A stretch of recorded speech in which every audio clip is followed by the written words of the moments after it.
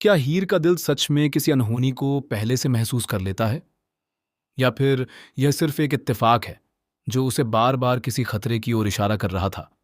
और सबसे बड़ा सवाल, क्या नवाब का एक्सीडेंट सच में एक हादसा है, या इसके पीछे छुपा है कोई ऐसा सच जो सबकी जिंदगी बदल देने वाला है? हीर के आसपास सब कुछ बिल्कुल नॉर्मल चल रहा होता है। क्लास में सब स्टूडेंट्स अपने अपने नोट्स में बिजी हैं, प्रोफेसर लेक्चर दे रहे हैं और माहौल पूरी तरह से शांत है। लेकिन इसी बीच हीर के अंदर कुछ अजीब सा चलने लगता है। अचानक उसे एक बेचैनी घेर लेती है, ऐसी बेचैनी जिसका कोई साफ कारण नहीं होता।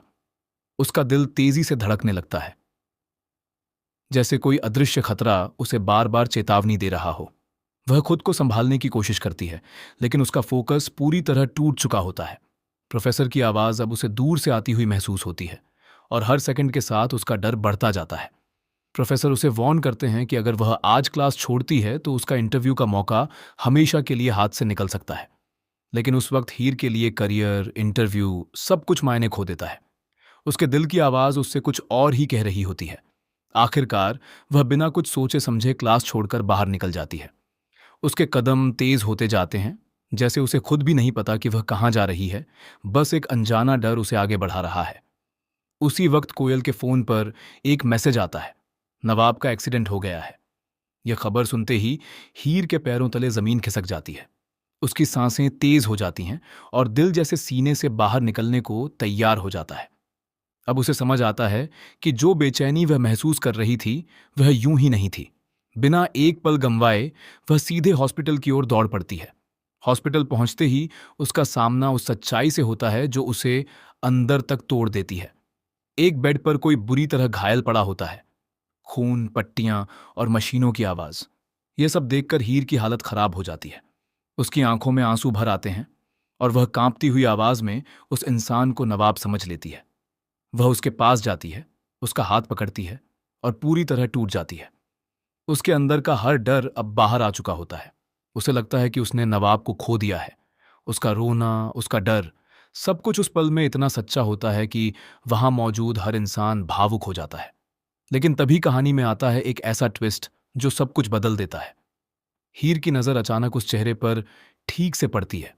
कुछ तो अलग होता है। वह चेहरा, वह हाइट, वह फीचर्स, सब कुछ नवाब जैसा होते हुए भी अलग लगते हैं। उसका दिल फिर से तेज धड़कने लगता है, लेकिन इस बार डर के साथ साथ शक भी शामिल होता है। धीरे धीरे सच्चाई सामने आती है। बेड पर पड़ा इंसान नवाब नहीं, बल्कि उसका दोस्त होता है। यह सुनते ही हीर जैसे एक पल के लिए सुन्न हो जाती है। उसके आंसू रुक जाते हैं और दिमाग में हजारों सवाल घूमने लगते हैं। अगर यह नवाब नहीं है तो फिर नवाब कहाँ है? और सबसे बड़ा सवाल, यह एक्सीडेंट हुआ कैसे?